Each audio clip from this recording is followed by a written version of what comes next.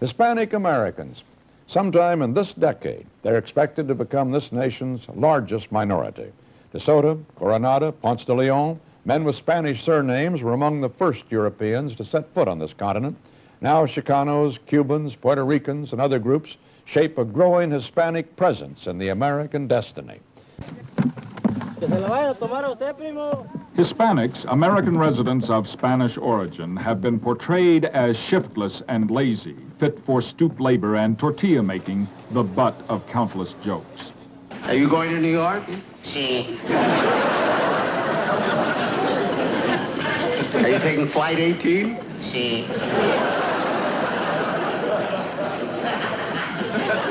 What's your name? Sai. Farm workers and laborers there are, but Hispanics are much more than that, and they live almost everywhere in the United States.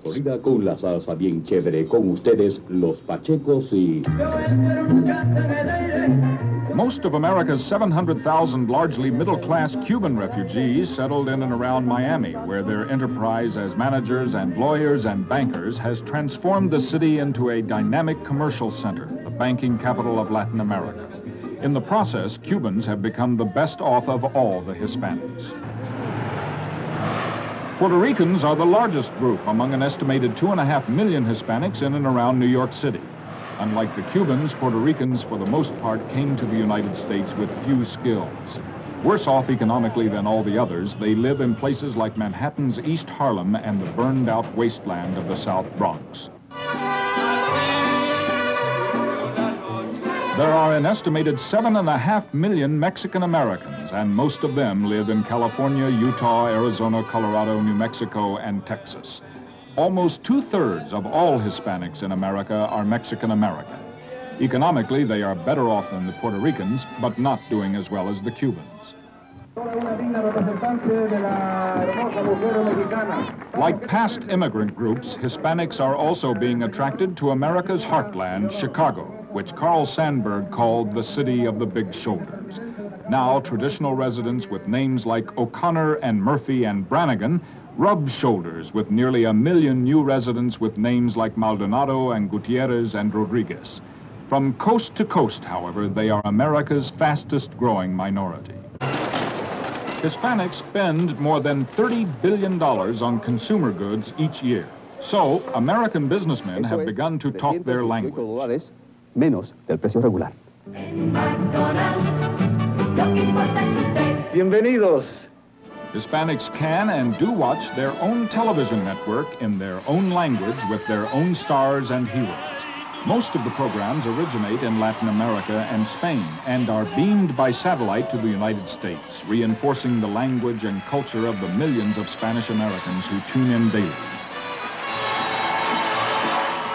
The diversity, the change, the distinctive flavors brought by the Hispanics have not always been welcomed by the rest of America. Many see the Hispanic differences as a threat to their way of life, a denial of the idea of the melting pot. We are forming grassroots organizations like this one in East Los Angeles called UNO, United Neighborhoods Organization. The people of East Los Angeles are committed to fight for the survival of our families and our values. Just as the cry for black power was a reality of the 1960s, the fight for Latino power will be successful, Hispanics say, because there are so many of them now in America and their numbers are growing. Sunday Mass in Albuquerque, New Mexico. Hispanics are the backbone of the Catholic Church in the Southwest. Spaniards brought the Catholic faith to the Southwest more than 400 years ago. They put up their crosses and planted their adobe churches in what is now New Mexico, but what was then part of Spain's empire in the New World. This is what the United States would have looked like if Spain and later Mexico had held on to their territory.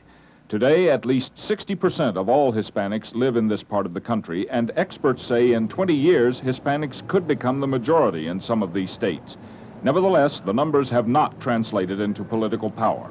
Hispanics have had trouble getting their candidates elected or appointed to high positions, including the president's cabinet. We are a group of people who feel that we have been treated like second-class citizens. We would like to be treated like first-class citizens. First-class citizens get appointed to cabinet posts. President Carter has appointed nearly 200 Hispanics to other non-cabinet positions. But Hispanic leaders say that is not enough. There are only 5 Hispanics in the Congress compared to 16 blacks and 22 Jews. In Los Angeles, a city with the second largest Mexican population in the world, not one Hispanic is on the city council. But this has not stopped residents from East Los Angeles Mexican neighborhoods from taking their case to City Hall. You came at my invitation. Mr. Mayor, we did not come at your invitation. I am going to run this meeting, Father, or it's going to be closed. Now, do you make... Mr. Mayor, let me make one thing very clear. We have tried for 6 weeks to set up the meeting with you. You have refused. This is our meeting, Mr. Mayor. Mr. Mayor, you have turned your back on the people of East L.A. They are going to remember this, Mr. Mayor. This is an example of what our top public officials think of East Los Angeles. Part of the problem is political apathy. Only a little more than a third of the 7 million Hispanics eligible to vote are registered. Hispanic leaders hope their recently mounted voter registration and education drive in the Southwest will get 300,000 new Hispanic voters enlisted in time for the 1980 elections. This is Texas' Rio Grande Valley on the border with Mexico. 85% of the residents are Hispanic. Here, the numbers have been translated into political power. Hispanics run everything in towns like Alamo, La Jolla, Hidalgo, and San Juan, where only one Anglo is left on the Planning Commission, where the police chief is Chicano, and so is the mayor, Juan Maldonado. We're going to change this place.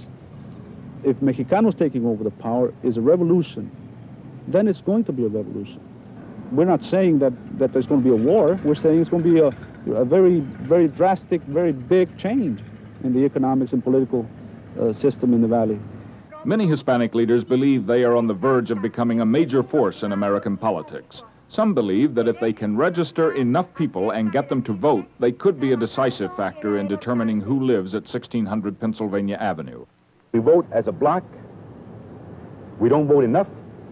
We're not registered enough. But as that trend starts going up, then in fact we may well be the swing in several of these states for presidential elections. In Little Havana, East Los Angeles, or Spanish Harlem, Hispanic America is different, a culture within a culture.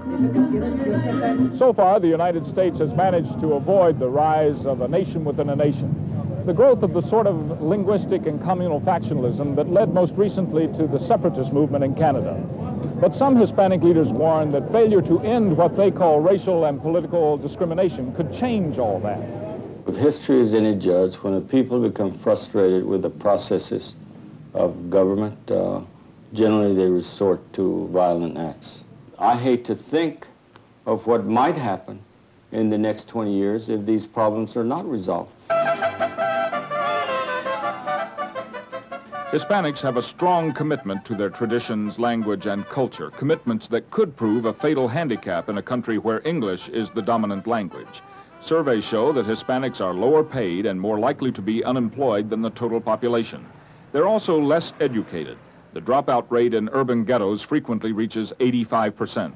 The main reason Hispanics say is that their children are penalized for speaking Spanish.